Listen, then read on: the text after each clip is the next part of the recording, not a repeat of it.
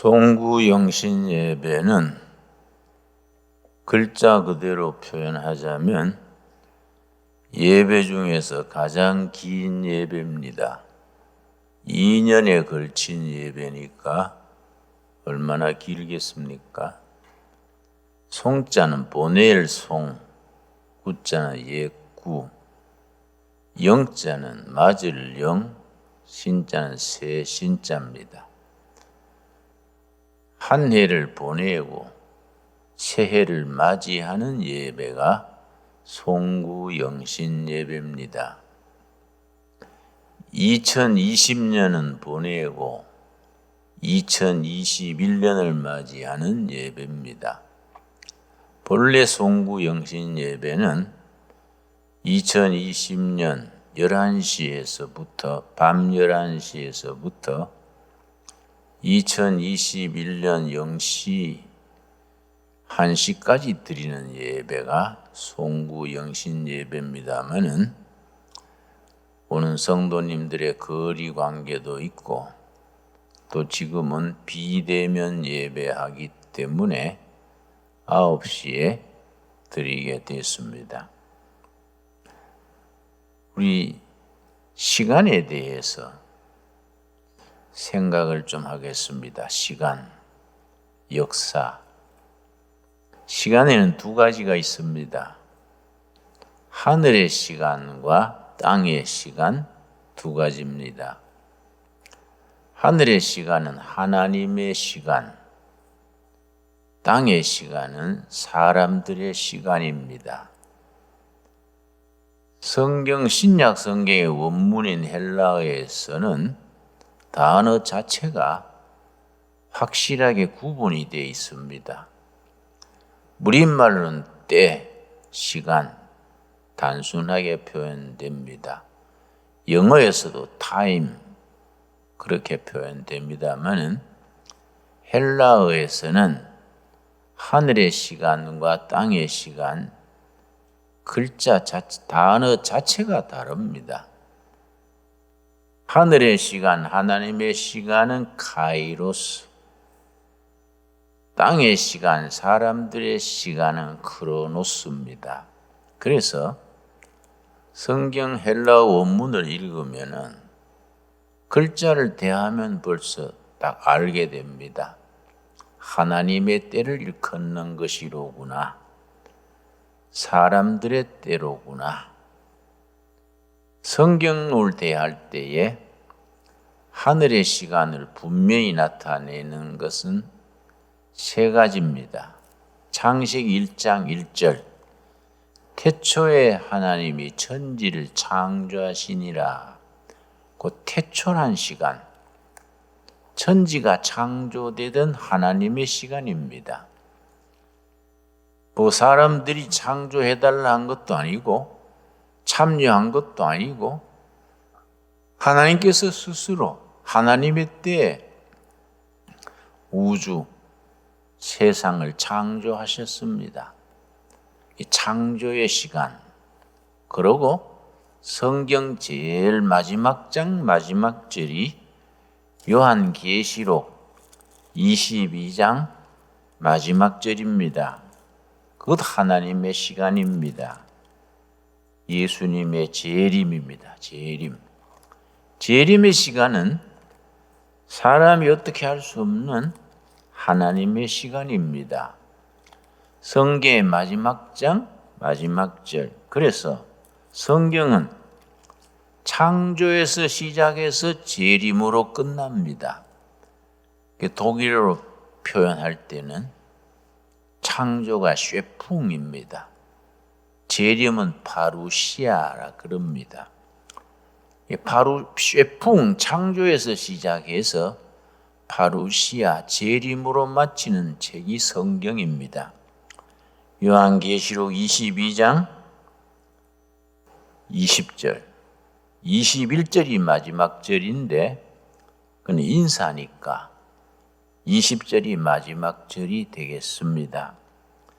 이것들을 증언하신 이가 이르시되 내가 진실로 속히 오리라 하시거늘 아멘 주 예수여 오시옵소서. 내가 속히 오리라. 아멘 주 예수여 오시옵소서. 이걸 마라나타라고 합니다. 마라나타 신앙. 여러분 마라나타란 말 들으셨지요? 마라나타 합창단, 마라나타 무슨 성교회, 예수님의 재림을 기다리는 말이 마라나타입니다.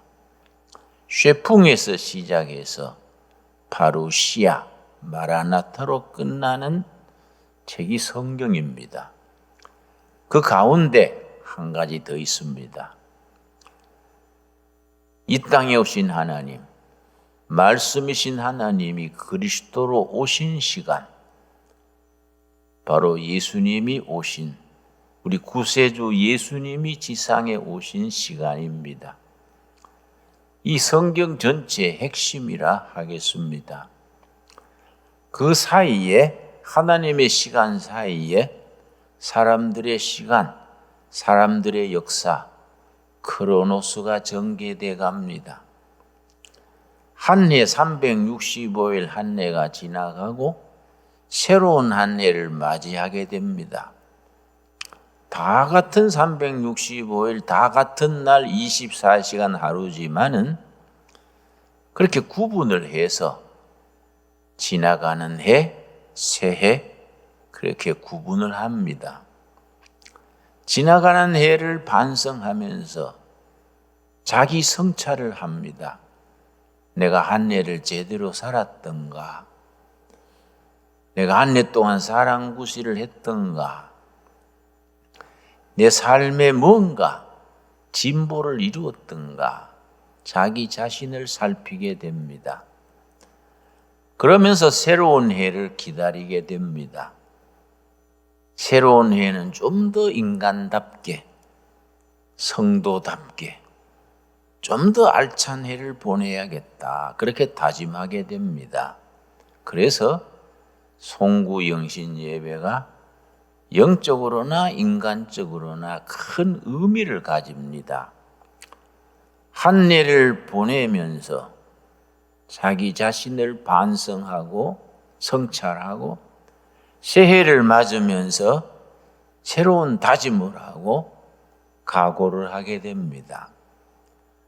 오늘 송구영신 예배를 드리면서 본문 말씀을 요셉에게서 우리가 본문을 읽었습니다. 요셉은 구약의 예수라고 부릅니다.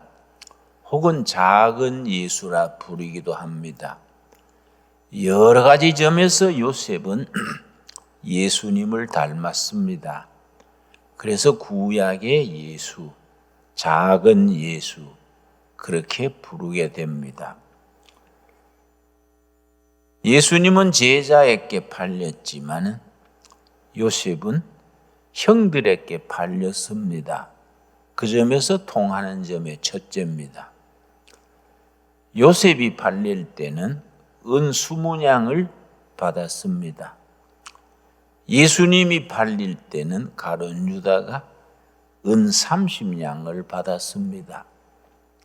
20냥과 30냥 값이 차이가 나는 것을 인프레라 그럽니다. 시간이 지났으니까, 세월이 지났으니까 20냥에서 30냥으로 인프레가 된 셈이지요. 요셉은 죄 없이 감옥살이를 했습니다. 요셉이 살던 감옥은 반체제 인사, 정치범들을 가두는 감옥이어서 한 번 들어가면 당대 왕이 죽기 전에는 나올 수 없는 감옥입니다. 예수님은 십자가에 죽으시고 묻히셨습니다. 요셉은 절망적인 감옥에서 어느 날 석방되어서 제상의 자리에 올랐습니다. 예수님은 죽음을 이기시고 무덤을 깨치시고 부활하셨습니다. 여러 가지 점에서 요셉과 예수님은 닮은 점이 많기 때문에 요셉을 구약의 예수, 작은 예수라 그럽니다. 또 요셉은 110세에 죽었습니다마는 평생 동안 한 가지도 약점, 실수, 허물이 없었습니다. 그런 점에서 흠없으신 예수님과 닮은 점이라 하겠습니다. 창세기 39장에 보면은 요셉이 형들에게 팔려서 애굽 땅으로 종으로 끌려가서 그 나라의 경호실장격인 보디발의 집안에 종으로 팔려갔습니다. 근데 종으로 팔려갔는데 창세기 39장 2절입니다. 여호와께서 요셉과 함께 하심으로. 난 어릴 때 이 부분을 읽을 때마다 의문이 들었습니다. 여호와께서 요셉과 함께 하시려면은 억울하게 종으로 팔려가지 않도록 지켜주셔야지 종으로 팔려가는 끔찍한 재난을 당하게 하시고 종으로 간 뒤에 요셉과 함께 하셨다. 그 참 이상하다. 어릴 때 그렇게 임을 품고 읽었습니다. 세월이 지나면서 내 인생도 산전수전 겪고 이런 경험 저런 경험 쓴맛 단맛을 겪으면서 이 본문을 참 사랑하게 되었습니다. 좌절, 실패, 억울한 자리에서도 여호와께서 함께 하심으로 그 자리가 빛나는 자리가 되고 희망을 가지게 되고 새 출발할 수 있는 출발점이 될 수 있게 됩니다.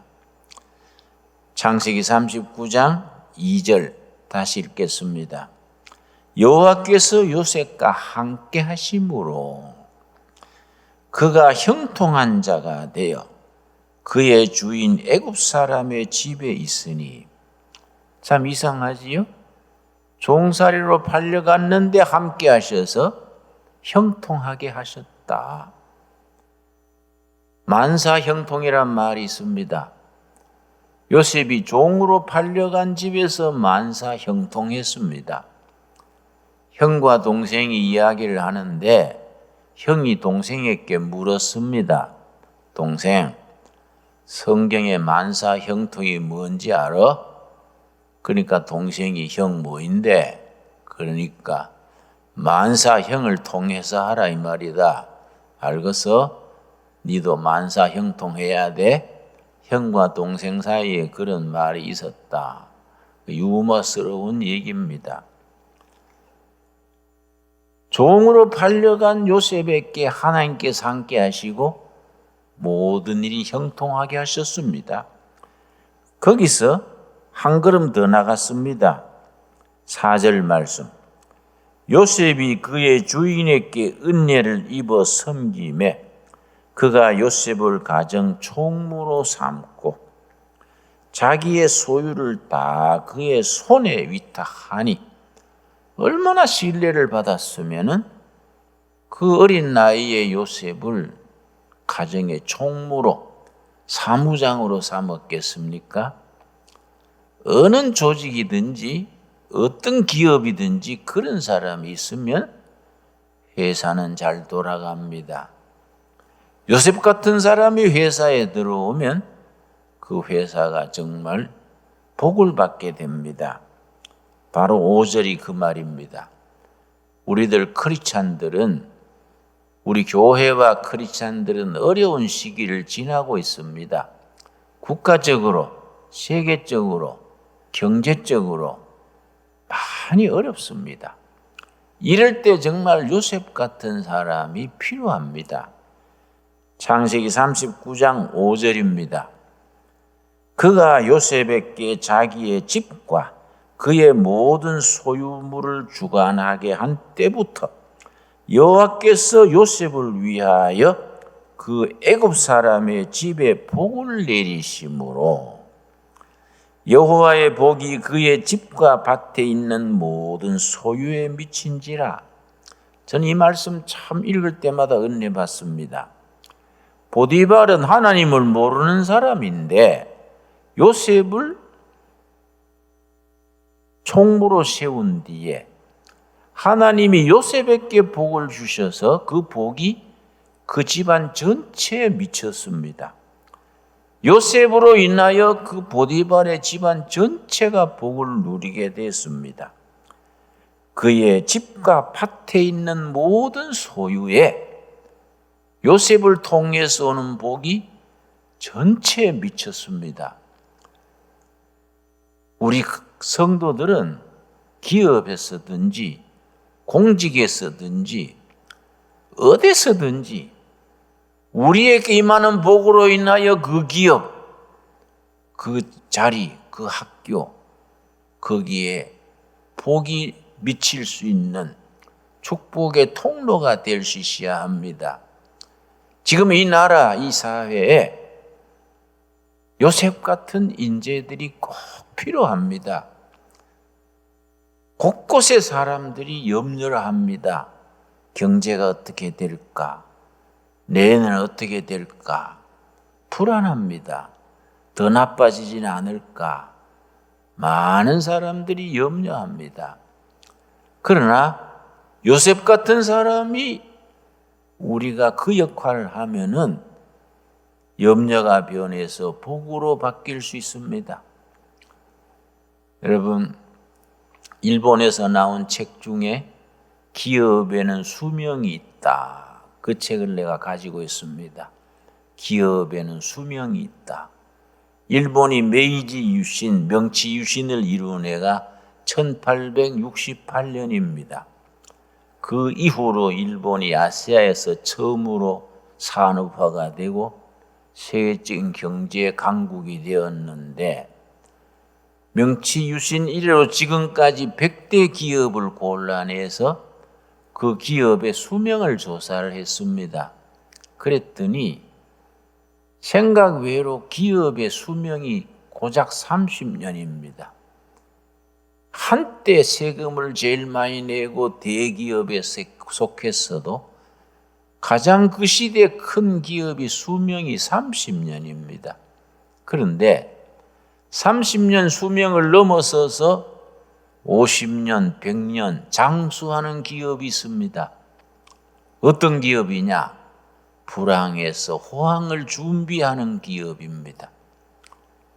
호황이 왔을 때에 불경기를 대비하는 기업.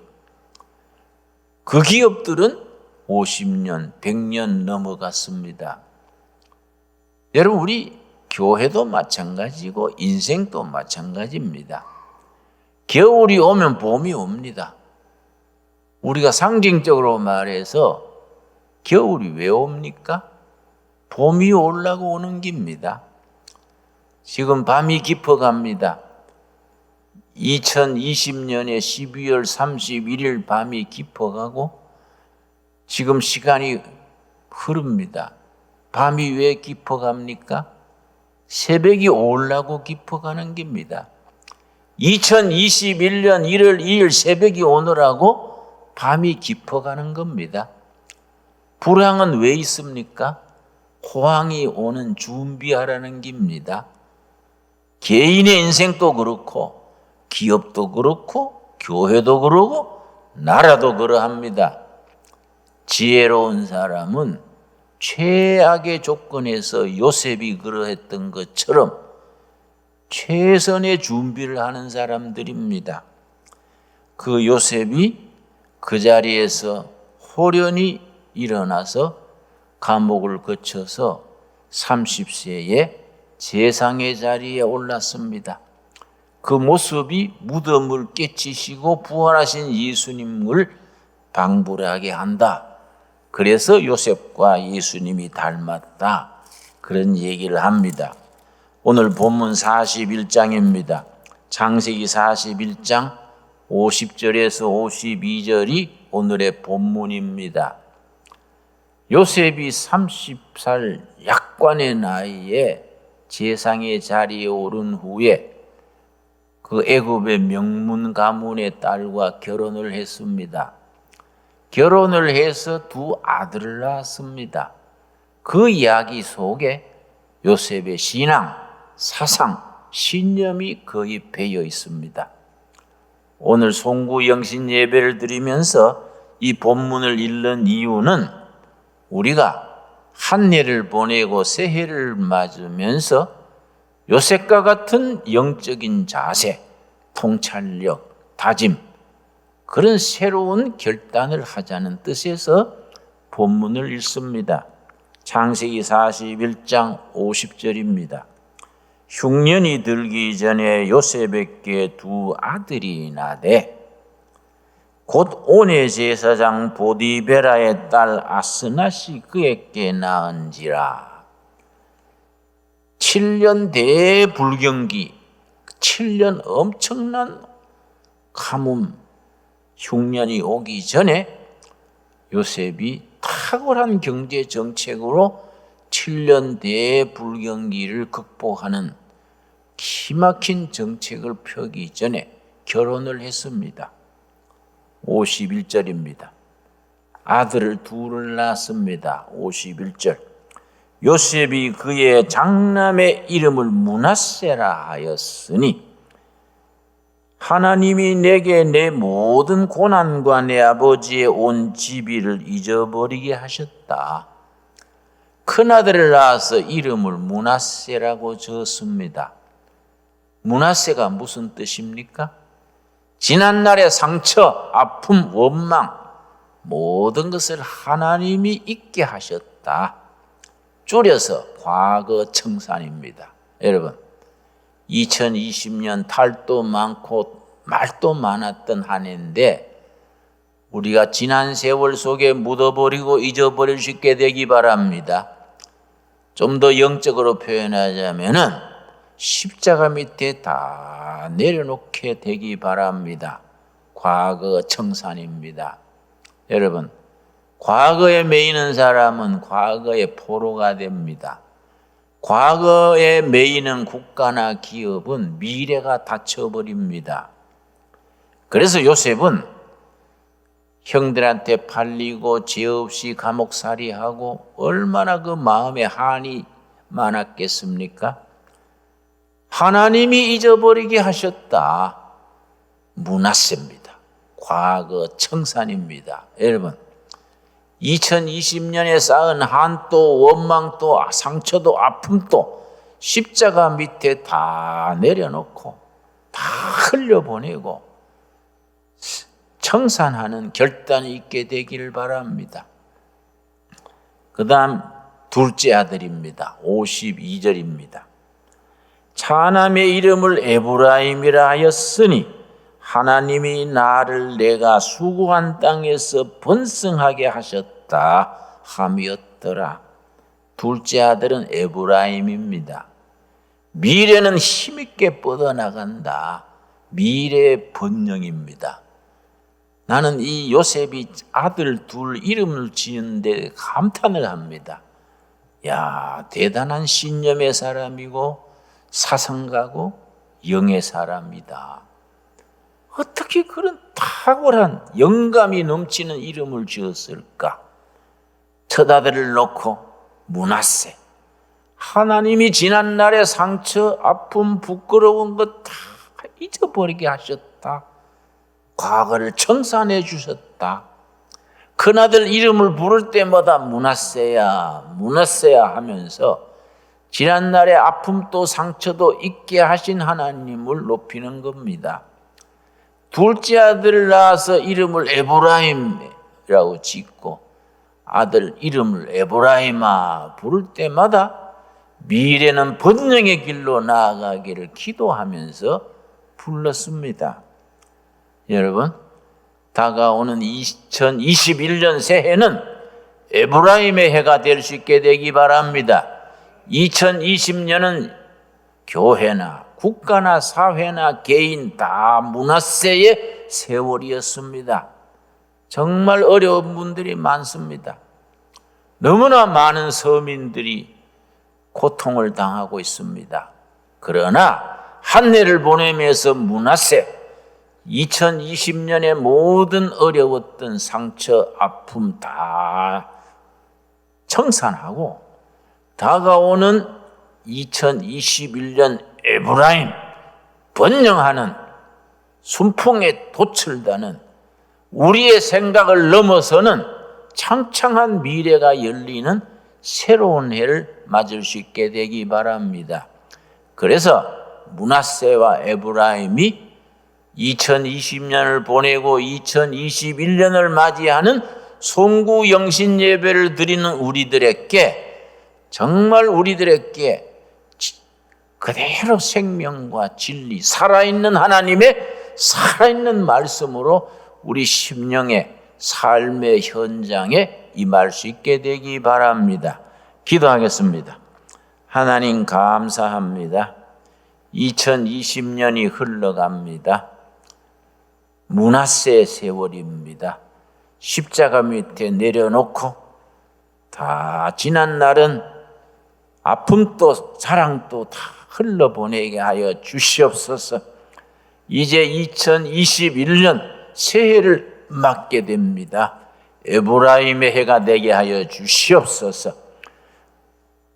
최악의 자리에서도 함께 하신 하나님, 있는 그 자리에서 요셉을 통하여 온 집안이 복을 받게 하신 하나님, 우리 성도들이 가는 곳마다 우리로 통하여서 축복이 임하는 축복의 통로가 되게 하여 주시옵시며, 임마누엘 하나님이 함께 하시기 때문에 불경기가 호경기로, 불황이 호황으로, 정말 겨울의 추운 날씨가 봄 날씨로, 어두운 밤이 새벽을 불러오는 하나님의 사람들이 되게 하여 주시옵소서.